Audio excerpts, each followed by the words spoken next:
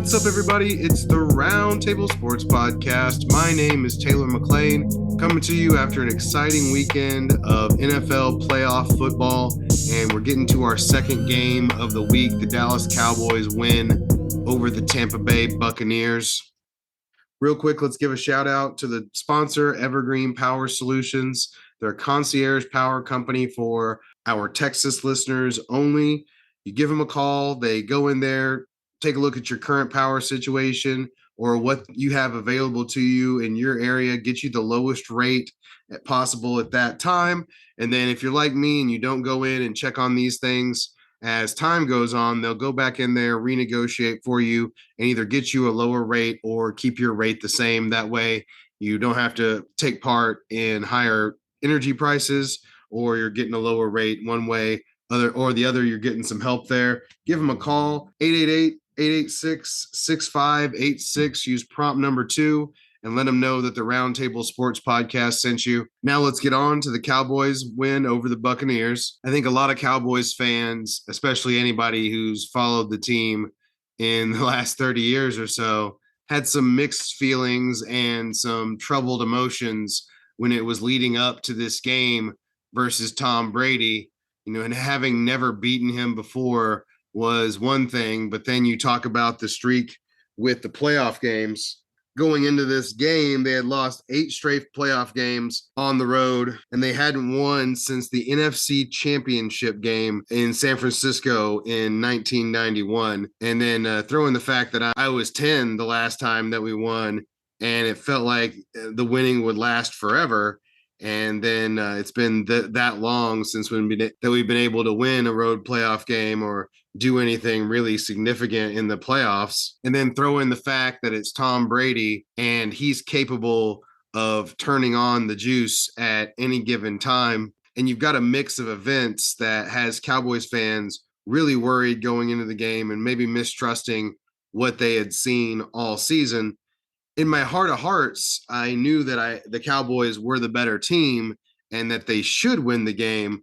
But after so many different playoff gaffes and different weird coaching decisions that the Cowboys have made throughout the season, and it definitely left me with a little bit more trepidation than it probably should have. And then, of course, you trade a couple of drives right up front with them and don't look good on offense for that first small little bit. And you've got your host here feeling some type of way about what's going on. Luckily, the Cowboys were able to turn it on and get the offense going. That first successful drive had some nice elements to it, even though a roughing the passer was in the middle of it. You kind of saw some things that were going to permeate throughout the game, with Gallup making a really nice catch for the first down to get him going.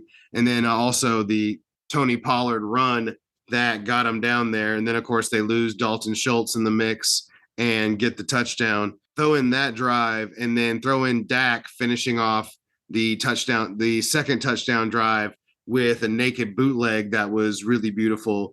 And you've got a confident Cowboys team that seemed to have the Tampa Bay Buccaneers on their heels the rest of the game.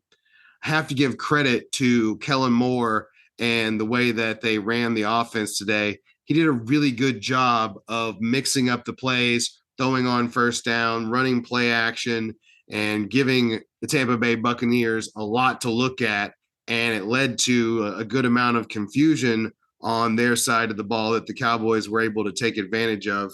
And I think that getting up, even though it was just 12-0, let's not talk about the extra points quite yet, but getting up the 2 scores kind of took the pressure off the Cowboys, and they were able to do their thing the rest of the night. But give credit where it's due. Kellen Moore called a nice game, and it really did feel like they got the Bucs to that point where they didn't know on any given play whether they were going to run or pass. And that's where you get the defense on a string a little bit, and you're able to pull them along instead of them being able to dictate where the game takes place like the Cowboys defense was able to. Part of what made Kellen successful with his play calls and in this game was that Dak looked really comfortable and was throwing a nice ball throughout. 25 for 33, 305, 305 yards. And for the first time in 8 games, he played a turnover-free game as well. Those are the things you want to see from Dak. And with the protection he was getting last night and with the play action fakes they were making and the timing of everything, you saw Dak in his most confident state. And when he's able to get back in his drop, make a step, and then step into a throw with confidence, he's extremely dangerous. And when he's seeing the field that well, so are the Cowboys. And it wasn't like he was just making super wide open throws that were in the flow of the offense. He was making off schedule throws, and he was being accurate and staying on platform a lot of the time to really drive the ball down the field and past the Buccaneers defenders. And it was highly successful. Gallup was making strong catches. CeeDee Lamb was making strong catches. And it wasn't just, like I said, it wasn't just wide open. Dak was putting it where they could go get it, and they were getting up there and getting it for their quarterback. It was a beautiful thing to watch. And the downfield passing especially is based on feel and timing and has very thin margins. So when you're able to get enough of them off and make enough of those plays, you know that your offense is aligned and everybody's really hitting on all cylinders. And that was definitely the case for the Cowboys. And that was definitely the case for Dak in this game, which was great to see after he'd taken a lot of flack in the last couple of weeks. And rightfully so. They hadn't looked all that good especially in the previous game.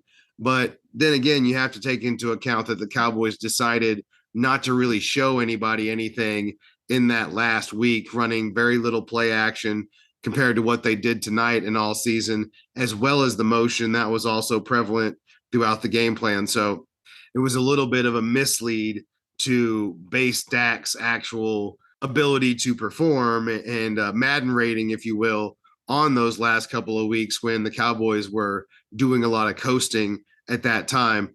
But still, it's good to see them come out against a heavyweight quarterback at least. And they have won a Super Bowl within the last 2 years. So it's not like there isn't the skeleton of a contending team here at the very least. So see the Cowboys come out and fire and come out and seem like they had their S together on offense was extremely encouraging when it hasn't always looked like that this season, even though they're capable. They had to work in Gallup and get him up to speed after coming off the injury. And then Dalton Schultz was hurt for a good part of the season. Dak missed a good part of the season up front. You had to get him working and up to speed, and that takes time and that takes effort. And the Cowboys have been putting in that effort, and it definitely paid off today.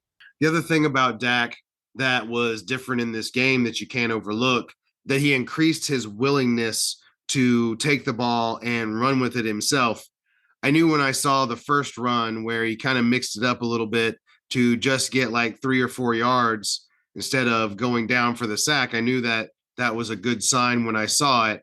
And then the naked bootleg just kind of kicked things off into overdrive, and you saw Dak looking good running the ball, looking healthy while doing so, and getting not only that 4th down for the touchdown that really got everything kicked off, but also converting for a 1st down in a key situation when he had green grass in front of him. He was willing to take it, and he kind of went into like a playoff mode confidence with that part of his game. And I've always said for quarterbacks, it's a very, very thin line. It's a tightrope that you have to walk when it comes to running the ball as a quarterback. You don't want to put yourself too out there and risk injury on one side of it, so that it can be a little extreme if you have to run the ball as a quarterback to sustain offense. But at the same time, you can't not run at all and be a stationary target at the very least. And it makes a lot of sense to make the defense think about you running the ball by gashing them a couple of times when they don't have somebody covering you or when you have green grass in front of you. Dak did that. Plus, honestly, it doesn't hurt to call a run or two to let the other team know that you will. It's just something to make the team worry about to open up everything else down the field. If they have somebody spying the quarterback, which didn't seem that was necessary, but if they do, then that means that that's one less guy to double a receiver or to be out in zone coverage or whatever it is. So that's another way that running quarterbacks can win. It's just, can those running quarterbacks take advantage of the pocket passing elements when they do spy them and they do contain them and force them to beat them within the pocket. Where Dak separates himself from some of the other quarterbacks that have the ability to run is that he has a little bit more ability in the pocket as well. He's kind of a nice balance between the two when everything is going right. And just like Tom Brady, he kind of turned it on a little bit and got into playoff mode and was a little bit more willing to mix it up with the defenders while running the ball. While he was still careful, don't get me wrong, but he just looked a little bit more like vintage Dak when he was at his best. And that's a really encouraging thing to see when it's probably going to be equal parts on the defense and offense for the Cowboys to win these games if they want to advance in the playoffs.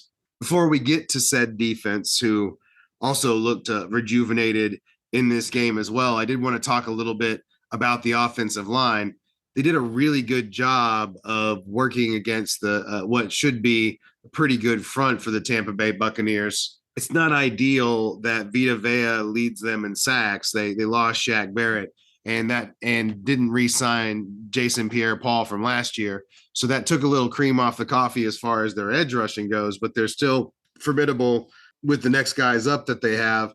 And then also having Akeem Hicks up the middle to go with Vita Vea. And then throw in Levante David, throw in Carl Nassib, Antoine Winfield, Devin White, and you have what should be a pretty good defense overall. Not to leave out Carlton Davis and the rest of the secondary, but they didn't seem to have it going on quite as well to make that list. But regardless of all that I just kind of ran down their lineup, the Cowboys did a good job of keeping them off of Dak Prescott, only giving up the one sack, and then really only giving up 12 pressures overall. Dak did get hit 5 times, but still it was impressive to see the line play the way that it did, especially losing Jason Peters midway through the game. The good thing is that Tyler Biadasz was healthy, even though he didn't have a great game from a pass blocking standpoint. He had a lot to deal with, and so did Connor McGovern. Luckily, he was able to step in there and move Tyler out to left tackle. You know, I think Jason Peters in a vacuum is probably better than Connor McGovern, but I think that Tyler Smith makes up for that difference. I think he's a lot more effective at left tackle, and I just seem to like that configuration a little bit more because it's had a little bit more time. Jason's a little older and does get tired. And then, like I said, I think Tyler Smith, with his mobility, strength, and just the way he plays the game, is just better at left tackle. So there's that.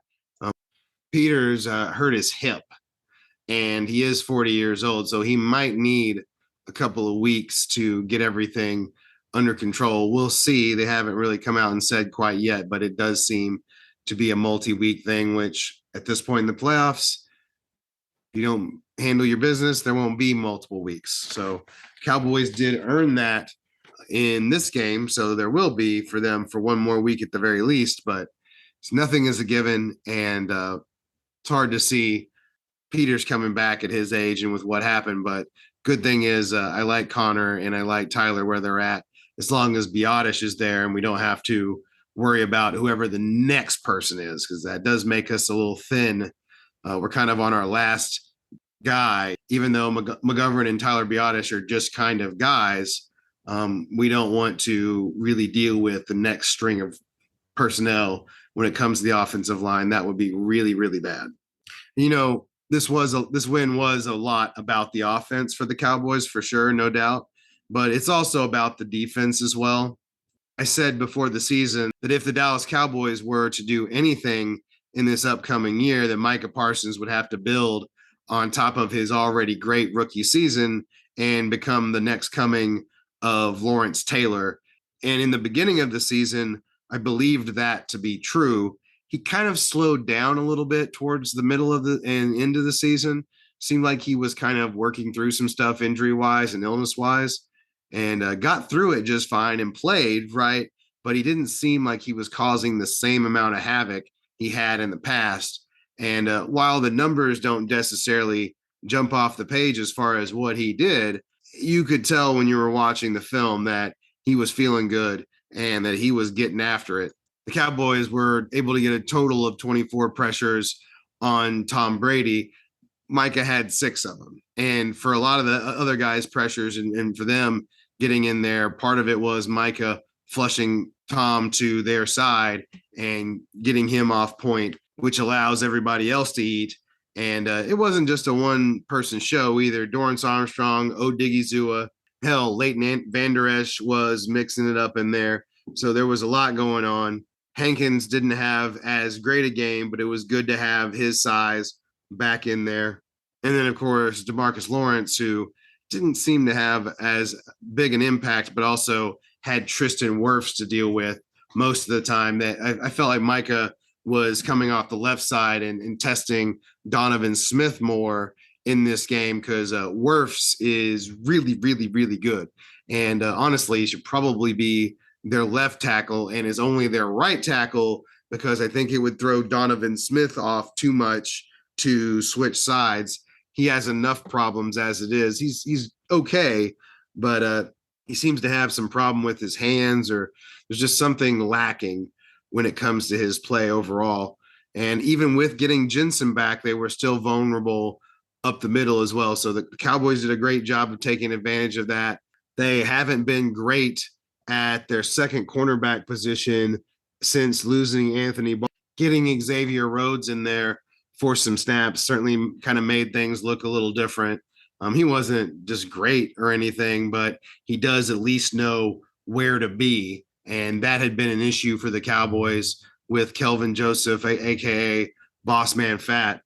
And then, of course, the 3 safeties were out there prowling as well. I really love Donovan Wilson and Jaron Curse, and I like Malik Hooker okay, but really it's the other 2 that really get me going.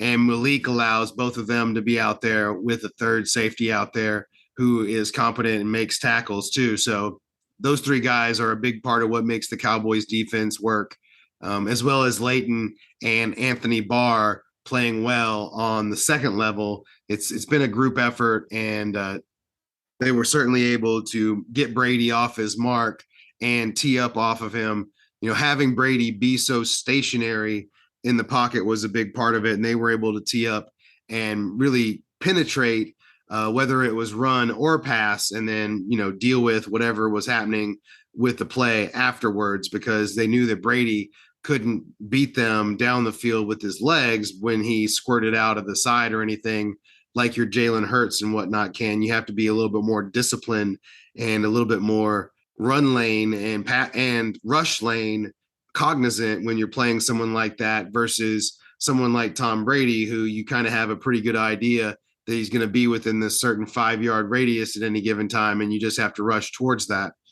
It's a big reason that you're seeing teams go towards the model of having a running quarterback, because it's a lot harder to deal with this pass rushes that these teams are able to put on out on the field otherwise. Final thing on the Cowboys was pretty disturbing, despite, you know, having the win and all the Tom Brady stuff that we got over in this game. Brett Maher missing 4 extra points, becoming the first player to ever miss 4 extra points in a game, was pretty disturbing. He pushed the first 2 to the right. He was kicking from the left side. Seemed like that was his preferred way to kind of kick into it in that way. Then after the first 2, he stepped in there and overcorrected and nearly hit the left upright with the kick. And then he pushed it again to the left on the 4th one. It was not great. And the thing is, he had been really good going into the game. He'd been hitting long field goals with regularity and had actually been a weapon for the Cowboys going into this. So seems like there's going to be a lot of soul searching for Cowboys fans and ownership and management alike going into this week against the San Francisco 49ers. You need to have confidence in your kicker, especially when you're an organization like the Cowboys that have been let down so many different times by different things. And San Francisco was really good. Their defense, I believe, is better than what Tampa Bay is putting out there, and offers different problems, offers an obvious mismatch for anybody with Nick Bosa on the outside and Eric Armstead on the inside. They're able to attack a lot of different ways. and they've got really good coverage in the linebackers. They've got playmakers in the secondary. So going to need everything, all hands on deck. And to have Brett, your kicker, develop the yips in a playoff game is truly terrifying, and is something the Cowboys and everybody should be watching going forward. And that doesn't help him at all, because he's got to know that the pressure is even more on at this point. And Jerry hasn't said that they're going to get somebody else. I've got to think they're thinking about it. But initially he said that he's done enough in the season to trust him, even with this. And then they said they're going to take it day by day, kind of watch him and whatnot. So not the biggest votes of confidence necessarily, but a vote of some type of confidence. So we'll have to watch that part of the Cowboys going into this next game. On the other side of the ball, I'm not sure that I would say this is a tough loss exactly. This is kind of what I think, despite the trepidation and the Cowboys scars, this is what I expected from Tampa Bay. Despite Mike Evans having the big game and against Carolina and whatnot, they have really looked out of sync throughout the year. And then you throw in Godwin coming off the injury and looking like not quite his full self, like call it 95%. And even if he was 100%, the chemistry with Tom still took a little time and whatnot. So that was something developing. And then until getting Jansen back in this game, they had kind of a hole up the middle because their guards are just okay. I mean, they're fine, but they're not raising the level like Wirfs can. And when you only have one truly dominant lineman, and then Jensen comes back and he's not quite his full self, I don't know what you would be expecting for them to be able to block the Cowboys effectively. And they got to DeMarcus Lawrence fine with Wirfs, but outside of that, Tom was in trouble and was made uncomfortable with that inside type of pressure, in addition to the outside, that is really tough to deal with. And Brady was able to avoid it for the most part. There was, especially early, he looked like he was feeling comfortable. He did a nice little Patrick style, flip while he was running out from outside the pocket, and everything looked fine. And then all of a sudden, bam, he throws that really bad interception after the Cowboys had scored and missed an extra point, sure, but had scored.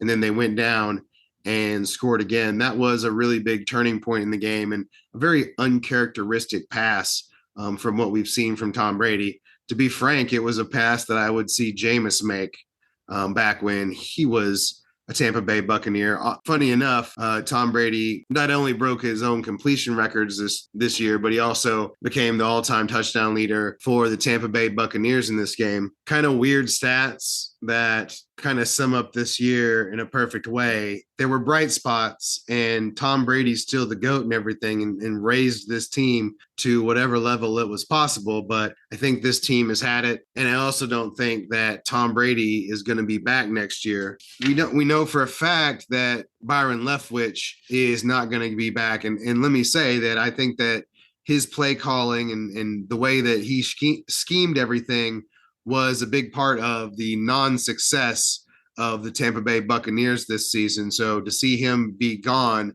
is not at all surprising.